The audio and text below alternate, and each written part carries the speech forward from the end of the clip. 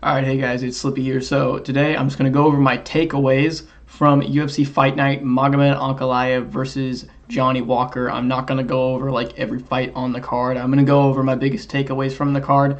My biggest takeaway, I'm just going to get right out of the way, is it was a great card, and if you haven't watched it, you should go watch it. You should at least go and watch a few of the fights. You should go watch Joshua Van versus Felipe Bunes. Felipe Bunes, I don't know how to say his name. Definitely go watch that fight because that was incredible. We're going to talk about Joshua Van here in a minute. Go watch the Jim Miller fight. Jim Miller getting a big win by rear naked choke. He should fight a UFC 300. Super excited about that. Main event was all right. You go watch that. I would recommend it. Definitely Mario Batista versus Ricky Simone. In my opinion, that was the best fight on the card. And Marcus McGee versus Gaston Bolanos. I promise I'm not a casual, but it is hard to remember some of these names, so I have them pulled up on my screen. That's why I'm looking down like that. Anyways, go watch those fights, especially because those are the best fights on the card, in my opinion. Let's go over some of the takeaways from the card. I'm going to start with Joshua Van. My takeaway with Joshua Van is he is going to be something very special at flyweight. I'm really looking forward to his career in the future. I think he has what it takes to, it's very early to say, but he's 22. He's only been training for 3 years, which is really impressive. They said in his walkout he's only started training at like 19, and he's 22 now. He's my age, and he looks great. He looks like he struggles a lot in the first round. That's been a trend in his fights lately.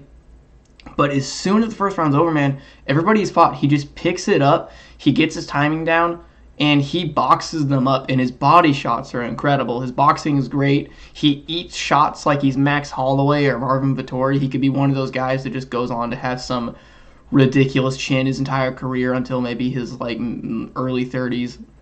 I don't know.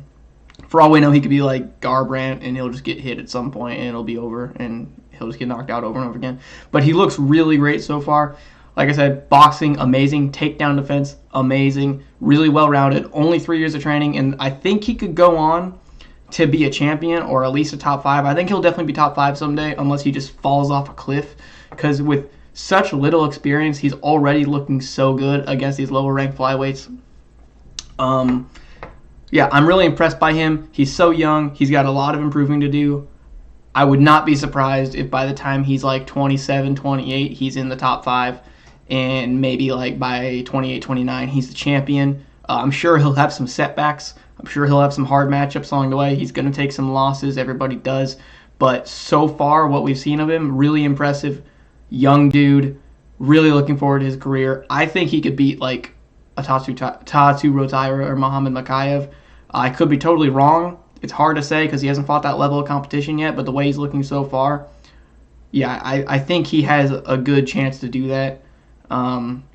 Moving on, my next takeaway is Phil Hawes. It's sad to see. Phil Hawes, I think he needs to retire. The dude, it's sad because he's so good. He's really technically good. He's a great striker. For a middleweight, at least. We don't know how he would do against other guys, but most middleweight's been kind of a weak division for a long time, but Phil Hawes, he's looked great. In all his fights, he is very good, but the dude just doesn't have a chin, and it sucks because I like Phil Hawes, and I like his style, and I would like to see him get wins, and if he had a chin, I think he'd be in the top 10. He'd at least be in the top 15, but he just doesn't have the chin to take shots from these big middleweights. He can't do it. His fight with Chris Curtis, winning most of the fight, piecing up Chris Curtis, eats one shot that didn't even look that powerful, goes to sleep. Ikram Aliskerov, he was beating up Ikram Aliskerov on the feet. He was pretty handily winning that fight as well. Gets caught, goes to sleep. This fight, Bruno Ferreira, that's his name, right? Yeah, Bruno Ferreira. Bruno Ferreira just knocked out Gregory Rodriguez a couple fights ago, which was impressive. Bruno Ferreira has crazy power. So getting knocked out by him isn't the worst thing in the world. And Phil Hawes did take some good shots that I didn't think he could take. I feel like I need to burp, but I can't. There it is. Sorry, guys. Anyways, geez, he took some shots that I didn't think he'd be able to take, but eventually he took one and he just went down and he went out cold again. This dude has been knocked out too many times. I don't think he should keep fighting. I wouldn't be surprised if he gets cut. I think the UFC will give him another chance. He is just one of those guys they seem to keep around no matter how many times he gets knocked out. But at a certain point in your career, getting knocked out over and over again, like, is it really worth it to keep trying to be a fighter? Nobody doubts that you're good. No disrespect to the loss. He is very good. But he just, for the sake of his health, he should not keep fighting. He should retire, and he should look at doing something else. He could even do something else combat sports related. Maybe he could get into some like grappling tournaments. Maybe he could pick up a different form of striking. I don't know what, to be honest. He is a very good striker. Maybe just something with bigger gloves. Maybe go into kickboxing. Even then, though, he'd probably just get knocked out more. But these small gloves, these guys hit too hard. He shouldn't keep fighting. I think he should retire, and it is sad to see. I have to take away from the fight. Mario Batista, way better than I thought he was. I did not think he was going to beat Ricky Simón. I didn't make a prediction video for this card. I did do mostly good on predictions, but I did get a few wrong. Like I thought Johnny Walker was going to win. That was stupid of me. I knew there was a chance he was going to lose, but I was kind of riding with him to win. Maybe it's just because I wanted him to win. But I did not think Mario Batista would beat Ricky Simón. I thought Ricky Simón was really good. I thought the wrestling was going to be enough. I thought the pressure would be enough. I didn't think Mario Batista had the power to hurt him, but he did, and he looked great in this fight. I thought he won every round. The only round I could have seen giving to Ricky Simón was the first round. Dude, I am struggling with these burps right now. I'm trying so hard not to burp on camera, but whatever. Anyways, Mario Batista, his striking looked great. He was piecing up Ricky Simón pretty much the whole fight. He took some good shots. He was bleeding pretty good toward the end of the fight. Ricky Simón has some power in his hands, so not surprising there. But his takedown defense looked great. He did get taken down a few times, but when he got to the ground and he was on his back, he was able to get back up. He was able to survive positions. But I was mostly impressed by his striking. I think he had a better performance against Ricky Simón than Song Yadong did, and I'm really high on Song Yadong. I think it comes down to mostly just different styles. I don't think he's better than Song Yadong. I think Song Yadong would beat him. And he didn't get the finish like Yadong did. But just overall, he beat Ricky Simón round by round better than Yadong did, in my opinion. And that says a lot about him. And I loved his call out of Rob Font. Rob Font seems to be on the decline if they fight, which usually these kind of call-outs, he will get the fight. I assume Rob Font will take it. It was a great call-out. I think he'll beat Rob Font.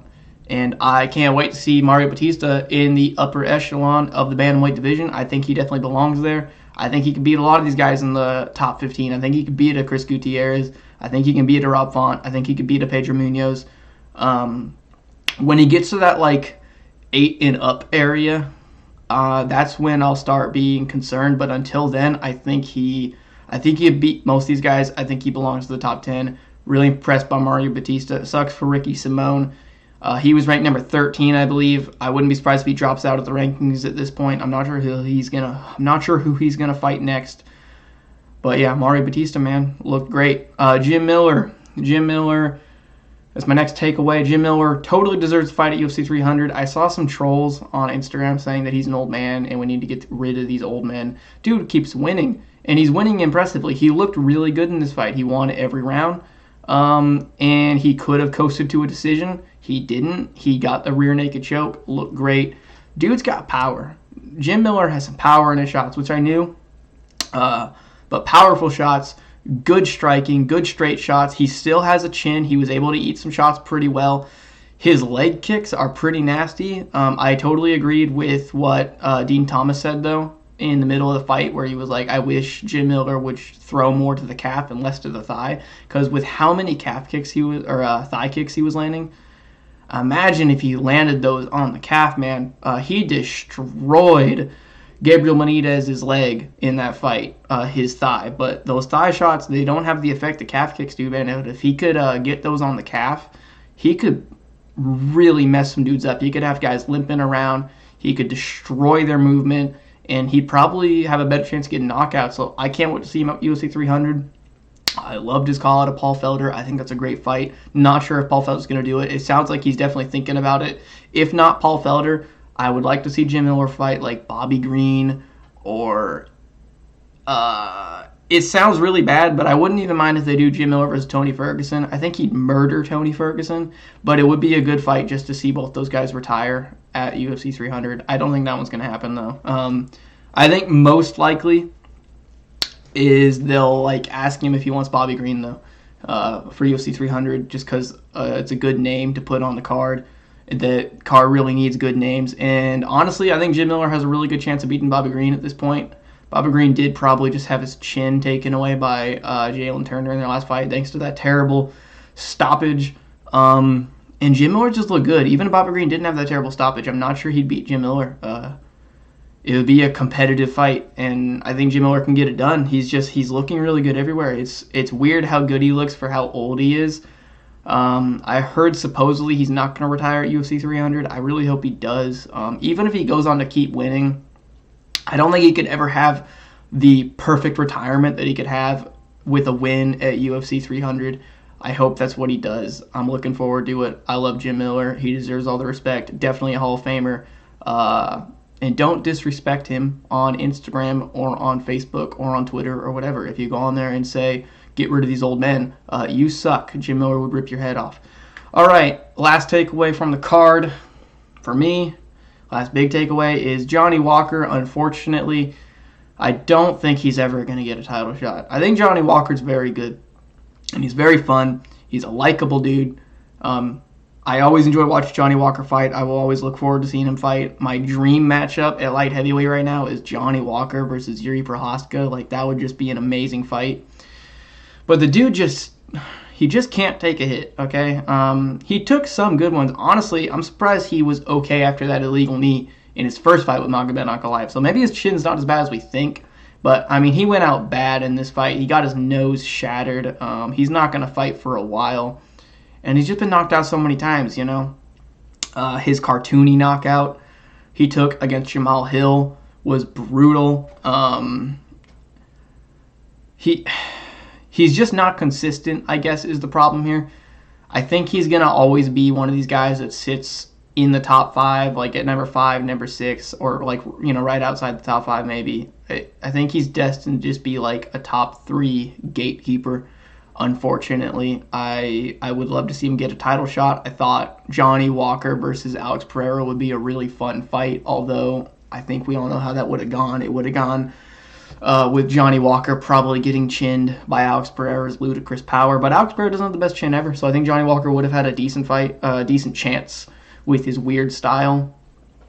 Yeah, I'm a Johnny Walker fan. Like to see him fight. I wish he had a better chin. It's the same situation as Phil Haas.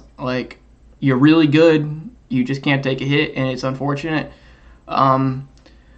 But yeah, I don't know. Let me know what you guys thought of the card. I thought it was a great card overall. It exceeded my expectations. Let me know what you guys thought of the fights. If you agree with any of the things that I said in this video. If you disagree, if you could hit the like button, that would be cool. If you hit the dislike button, that's fine too. If you didn't enjoy the video, I'm not the best at talking on camera. If you could subscribe, I would appreciate it. I will talk to you guys in the next video. Have a good one.